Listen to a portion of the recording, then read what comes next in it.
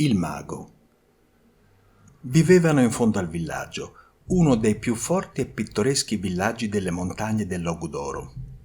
Anzi, la loro casetta, nera e piccina, era proprio l'ultima e guardava giù per le chine, coperte di ginestre e di lentischi a grandi macchie.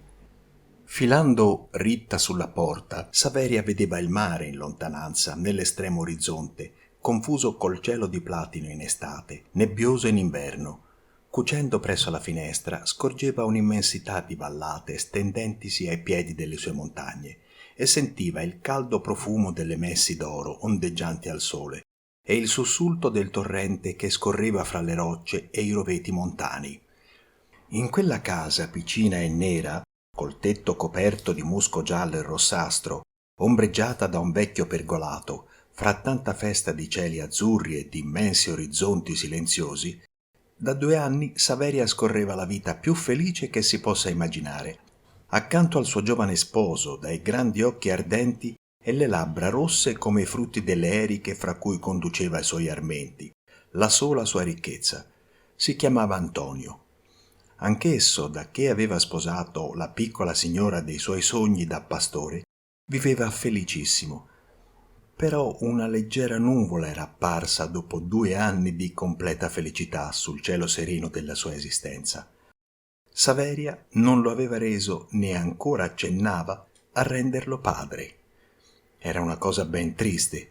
Egli l'aveva tanto sognato un bel marmocchio bruno come lui, che appena in gambe l'avrebbe seguito su e giù fra i boschi e le valli, aiutandolo nelle dure fatiche di pastore.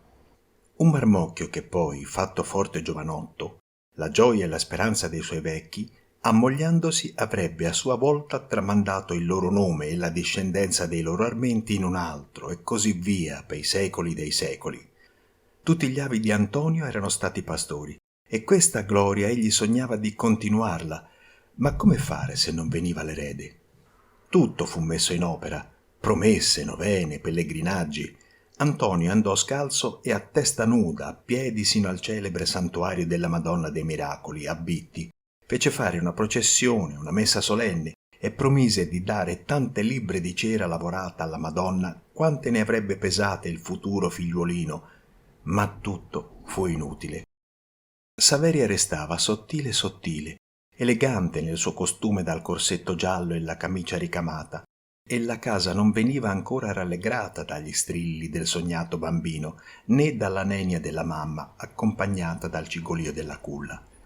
Era una ben triste, triste cosa.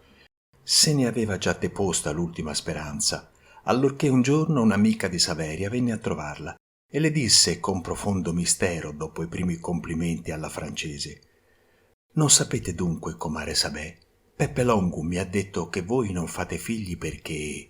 «Perché?» chiese attenta Saveria con gli occhi spalancati. «Perché?» «Perché?» seguitò l'altra abbassando la voce. «Ci scampi Dio, ma voi lo sapete. Peppe è un mago di prima qualità, così almeno dicono tutti, e lui stesso mi ha detto che è per opera di una sua magia che voi non avete figli». «Libera nos Domine!» esclamò Saveria ridendo e facendosi il segno della croce. Come tutte le donnicciuole del villaggio, essa era superstiziosa e credeva alle magie, anzi una volta aveva visto coi suoi propri occhi un fantasma bianco vagare pei monti, ma che poi Peppe Longo, per quanto fosse mago, arrivasse a quel punto, questo era troppo. Ma l'altra proseguì, offesa dall'incredulità di Saveria, e tanto disse che finì per convincerla.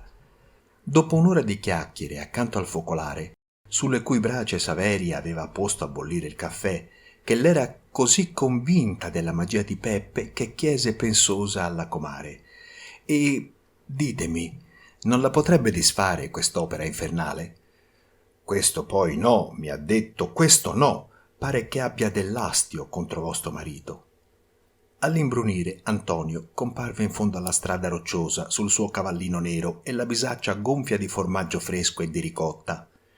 Mentre scaricava la sua sotto il pergolato, Saveria lo informò di tutto. Egli non rise punto, ma aggrottando le folte sopracciglia si contentò di scuotere la testa. E quando tutto fu rimesso in ordine, cavallo, bisaccia, Antonio si sedette a piedi in croce accanto al focolare e si fece ripetere la strana novità. «Ma che diavolo avete con Peppe? Perché si vendica così orribilmente?» domandò alla fine Saveria con grande serietà. «Nulla», rispose Antonio, «a meno che non sia perché mi rido sempre delle sue magie». «È male.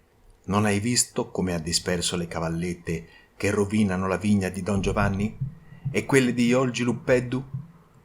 È vero, ma vedremo. Domani gli parlerò». «Ah, se sciogliesse la magia!» esclamò Saveria. Quella notte i due sposi sognarono nuovamente un bel bambino bruno, ma l'indomani, per quante preghiere Antonio gli facesse, il mago del villaggio ricusò assolutamente di disfare l'incantesimo. Era un tipo alquanto misterioso quel mago. Viveva come tutti gli altri uomini del mondo, però non lavorava mai.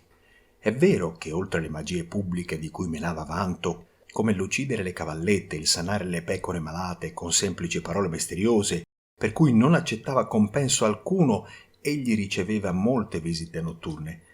Però nessuno ci badava e generalmente si credeva che i geni che egli aveva al suo comando gli dessero il denaro e le provviste che abbondavano nella sua catapecchia.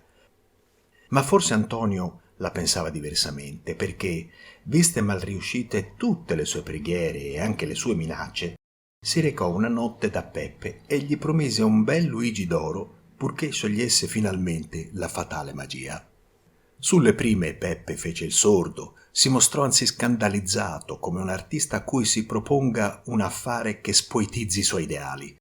Ma poi, visto realmente lo splendore di Luigi, chissà donde il pastore lo aveva tratto, cedé a poco e gridò: «Ebbene, sì, lo faccio, però per amicizia e pietà di Saveria. Ma tu non lo meriti, tu che mi hai sempre deriso». Antonio protestò. Peppe allora l'avvertì di trovarsi l'indomani notte in un sito deserto della montagna, col fucile scarico, una tovaglia bianca e 2 ceri. Antonio lasciò la moneta al mago e promise tutto, però, allorché trovossi nella strada oscura, minacciò col pugno la casa rovinata da cui era uscito e sogghignò: «Vedremo!» L'indomani notte fu il primo ad arrivare al convegno.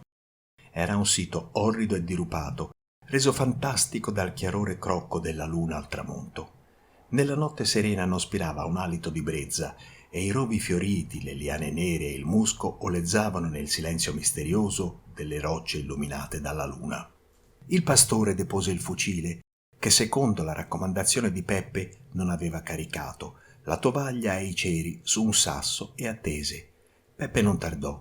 Le sue prime parole furono: «È giusta l'ora, mezzanotte».